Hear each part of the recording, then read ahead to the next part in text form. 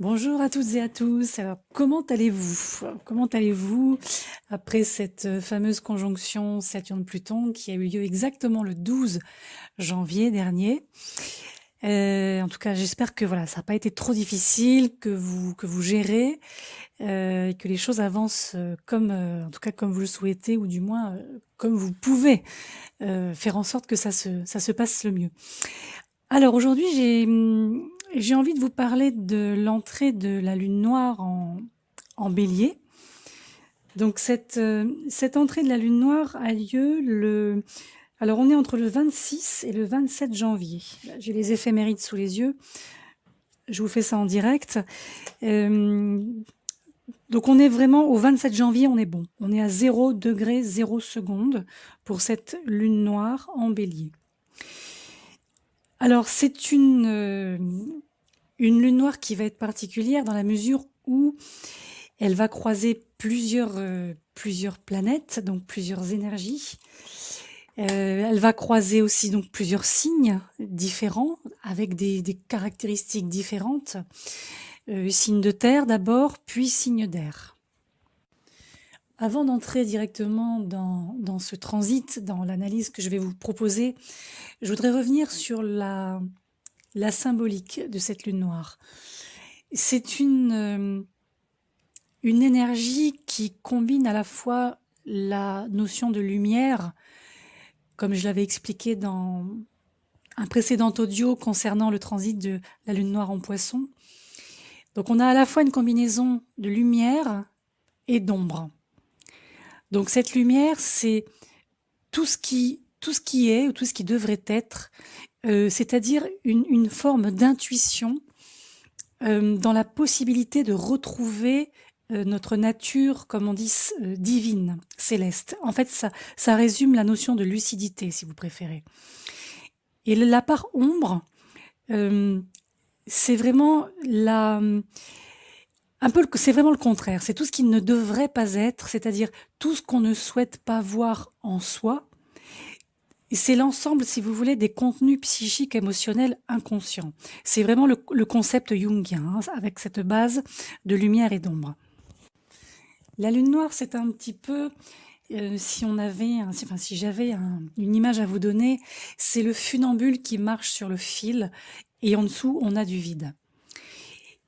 Et dans un thème, que ce soit un thème natal ou un thème dans lequel on va prendre la lune noire en considération sur un transit, cette position, elle va en fait nous indiquer plusieurs choses. Ça peut être un manque qu'on va chercher à combler, ça peut être un sentiment de vide, ça peut être aussi quelque chose qui vous éloigne de la liberté d'être qui vous êtes vraiment. Mais ça peut aussi être le domaine où vous pouvez manifester une grande lucidité pour devenir ce que vous êtes. Ça peut être des talents, des dons psychiques ou psychologiques aussi. Ça peut être le domaine qui fait avancer vers l'autonomie, qui va vous obliger à lâcher le besoin de sécurité. C'est aussi le point où on va vous montrer où vous vous dévalorisez. Pourquoi cette impuissance? C'est aussi le domaine, la lune noire montre le domaine où vous devez couper avec ce qui n'est pas conforme avec votre propre nature.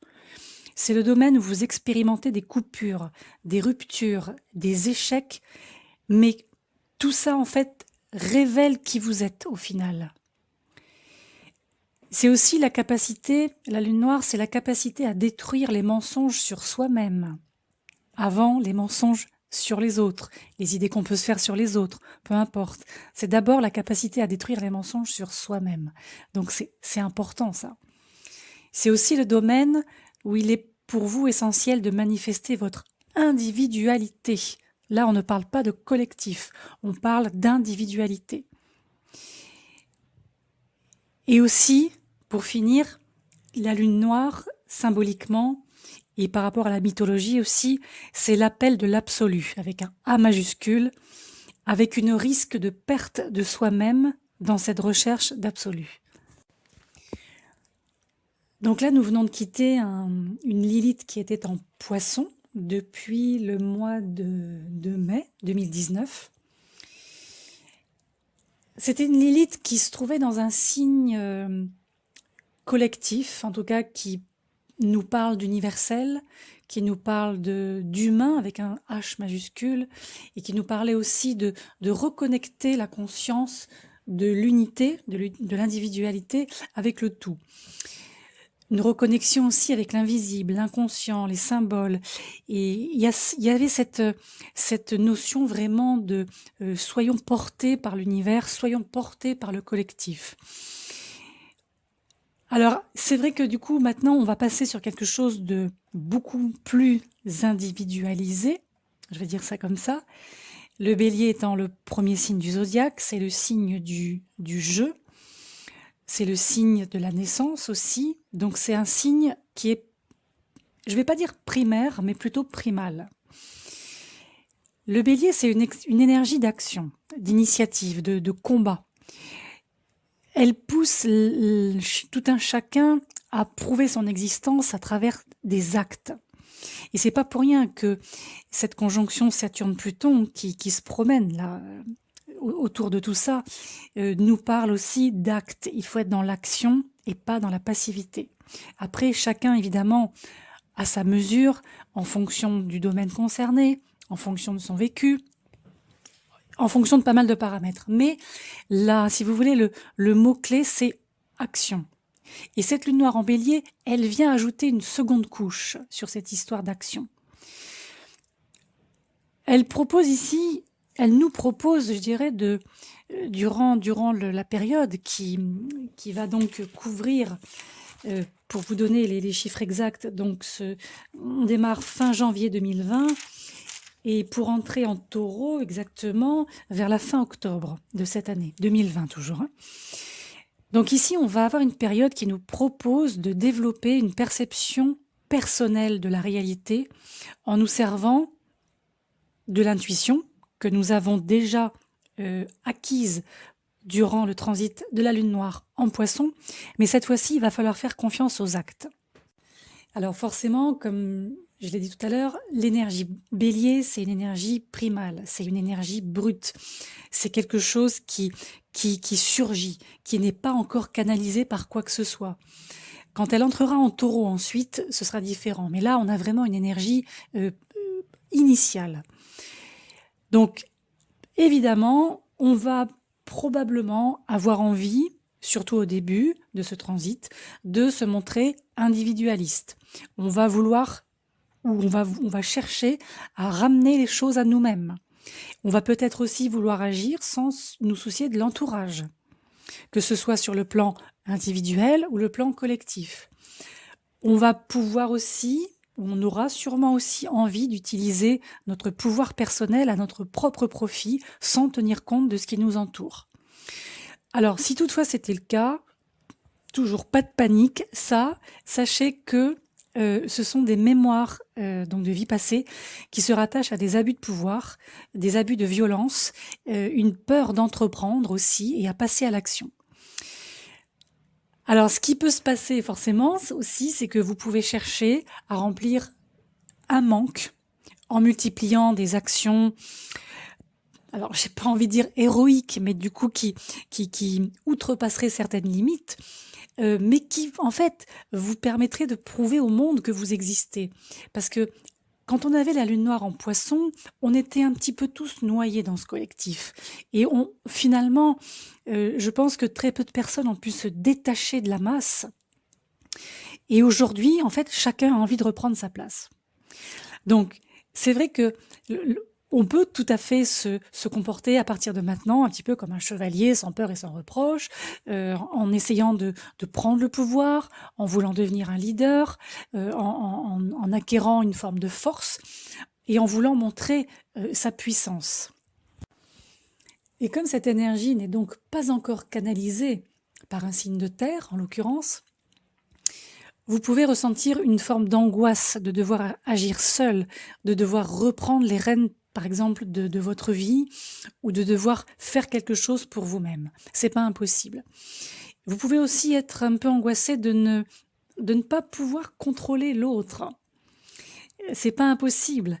En même temps, c'est pas négatif parce que quelque part, en faisant ça ou en ressentant ce type de malaise, je vais dire malaise en deux mots, quelque part, inconsciemment, vous recherchez à travers ça la perfection de l'acte juste. Donc c'est une lune noire qui nous propose un sacré défi, déjà vis-à-vis de nous-mêmes. C'est soi avec soi-même, déjà, ce qui n'est pas rien. Et ensuite, dans un deuxième temps, ça va être soi avec les autres. Donc c'est tout à fait en corrélation, ça fait écho, mais d'une force avec cette triple conjonction Jupiter, Saturne, Pluton, et aussi le nœud sud, qui sont encore en Capricorne. Pourquoi je parle du Capricorne? Parce que cette lune noire qui est en Bélier va former à un certain moment des carrés avec ces trois énergies, jupitérienne, saturnienne, plutonienne. Et à mon sens, ces carrés ne sont pas anodins, surtout vu les énergies transitées en interaspect.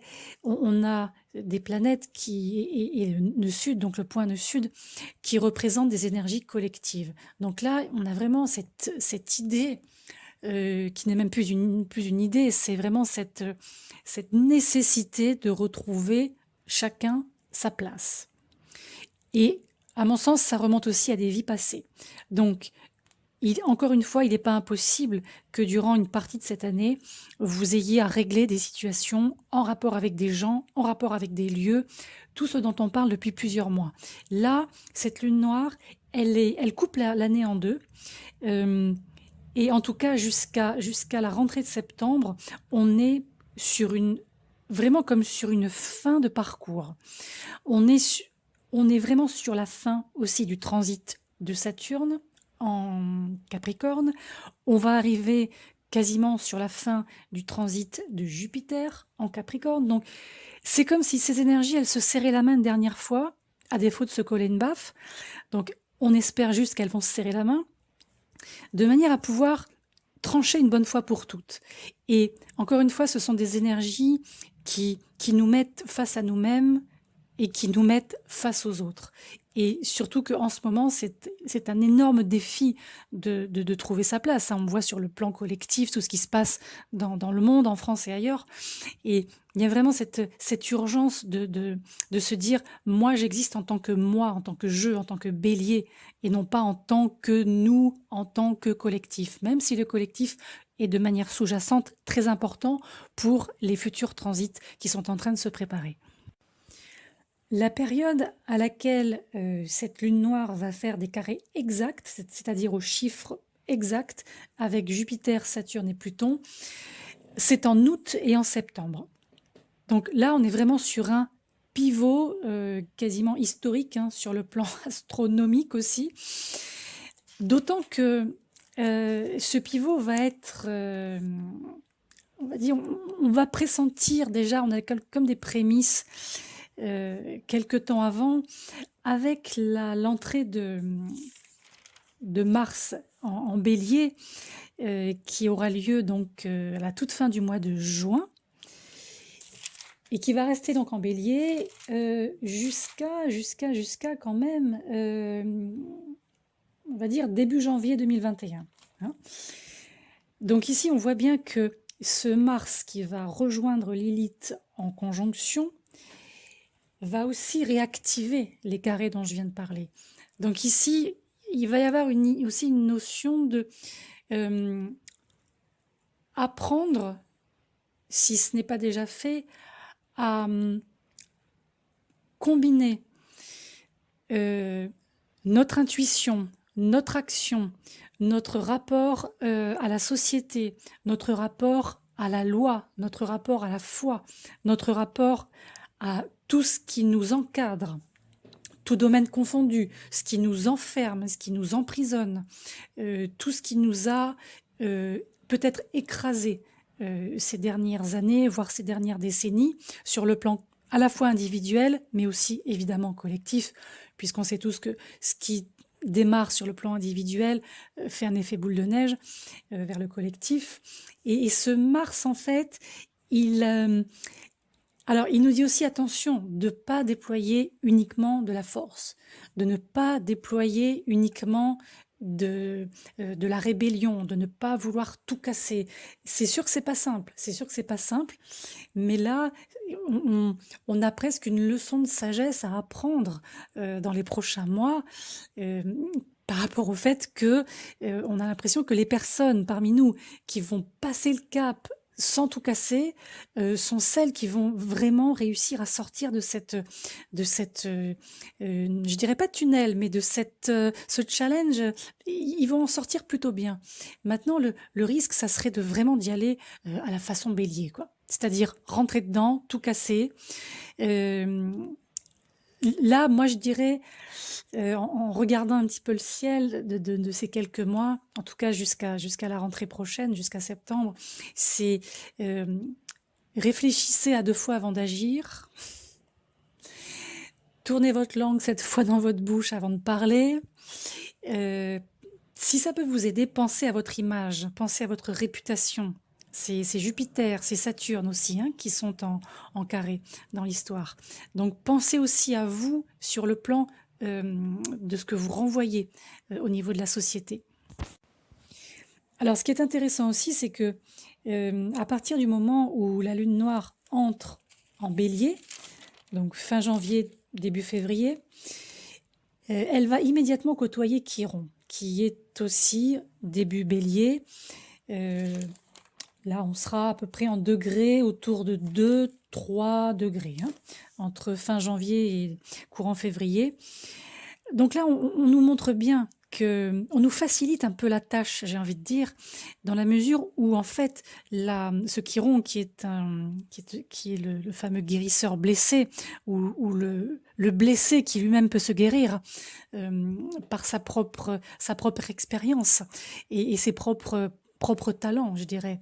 Là, ça va nous permettre de savoir où le bas blesse pour chacun d'entre nous. Où va pouvoir se jouer aussi cette énergie de carrés multiples. Cette énergie qui peut être extrêmement dure, qui peut être extrêmement alors violente, qui peut être extrêmement... qui peut demander de monter au front, c'est ça en fait, je vais le dire comme ça. Et ce Chiron qui est là, il nous dit oui, mais quelque part c'est pas pour rien tout ça. Regarde ce qui reste encore à régler avant le départ de ces transsaturniennes du Capricorne pour le Verseau. Et comme les choses sont toujours sur le plan énergétique bien faites, quand on arrivera en septembre de cette année, on voit que le nœud nord aura lui aussi changé de signe. C'est-à-dire qu'il aura enfin quitté le signe du Cancer au mois de juin, courant juin 2020. Et à partir de septembre, du coup, on va se retrouver avec un nœud nord en Gémeaux et un nœud sud en face en Sagittaire. Donc là, il va se passer quoi techniquement ? Eh bien, techniquement, il va se passer que cette lune noire, elle va être en trigone avec le nœud sud et en sextile avec le nœud nord. Donc, ce qui signifie, toujours techniquement, qu'à partir du mois de septembre et sur la fin de cette année, on aura réglé ce qu'on aura à régler. Ça, c'est, à mon sens, inéluctable. C'est-à-dire que là, on a tous les éléments, tous les ingrédients qui sont mis à notre portée pour pouvoir faire les choses en bonne et due forme et dans l'ordre jusqu'au mois de septembre prochain. Donc pour ma part, j'aime beaucoup cette jonction septembre-octobre parce qu'on voit bien qu'elle casse définitivement quelque chose. Elle casse un schéma, elle casse quelque chose d'obsolète qui vous rattache ou vous rattachez encore à des mémoires passées. Et ensuite, va vous permettre de vous réaligner grâce à ce transit que je viens d'évoquer, donc cette lune noire qui sera donc trigone au nœud sud et sextile au nœud nord. Alors forcément, dans la première partie de l'année, lorsque Lilith sera en bélier, qu'elle va subir Mars, c'est multiples carrés vers le Capricorne, c'est sûr que les signes cardinaux, donc le Bélier, le Cancer, la Balance et le Capricorne, et bien forcément, il y aura un peu plus de, alors peut-être de travail à fournir sur vous-même ou sur ce que vous avez encore à clôturer, et vous serez peut-être les plus mis au défi.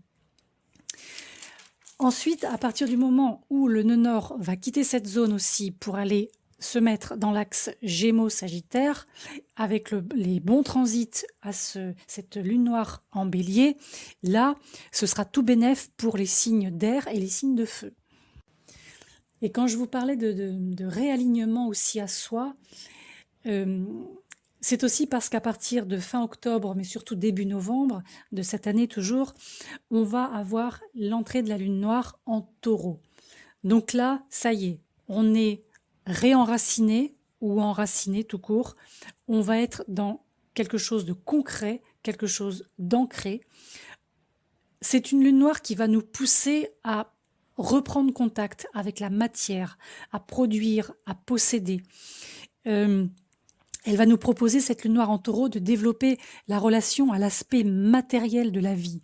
Alors, pas forcément au sens argent, ego, etc., hein, mais plutôt à ce qu'on appelle le vivant et à la perception du monde à travers vos sens, vos 5 sens, voire vos 6 sens, pourquoi pas. Et vous allez gagner en autonomie, enfin, en développant votre propre sens des valeurs et en produisant sans forcément tenir compte de la valeur égotique de vos productions. Et c'est à partir de là que, en étant réenraciné, on va pouvoir se réacclimater à cette notion de collectif. Bon, je ne vais pas en dire plus sur la lune noire en taureau, parce que du coup, je déborde un peu sur mon audio de la fin de l'année. Mais tout ça pour vous dire que dans cette finalité, cette optique 2020 avec la lune noire, on va enfin pouvoir ou vouloir chercher à se montrer comme des individus solides, stables, forts, inaltérables. On va chercher l'excellence dans nos réalisations et je pense qu'on sera capable de faire des grandes choses, chacun à son niveau et dans son domaine, bien sûr. Et il ne faut pas oublier qu'ensuite, on aura, comme tout à l'heure je l'ai dit, l'entrée de Saturne et de Jupiter en Verseau, puis un peu plus tard, entre 2023 et 2024, on aura Pluton. Donc, on arrive dans ce nouveau paradigme, hein. On a vraiment un avant-goût de tout ça. Et cette année, si on prend uniquement cette lune noire et qu'on la raccorde avec quelques fils on va dire au transit en cours, on est vraiment dans cette année de transition. C'est-à-dire c'est l'année, on a l'avant, on a l'après. Et 2020 est pile au milieu. Donc voilà le point de vue que je peux vous proposer sur cette lune noire de cette année, comme vous me l'avez demandé en commentaire plusieurs fois. J'espère que ça vous parle, j'espère que ça va pouvoir vous aider, j'espère que vous y trouverez peut-être quelques clés pour avancer, pour comprendre certaines choses, pour en débloquer certaines autres. Et voilà, donc j'ai presque envie de vous souhaiter une bonne année sous la houlette de notre chère lune noire. Et je vous retrouve donc très vite pour probablement une lune très intéressante qui arrive début février.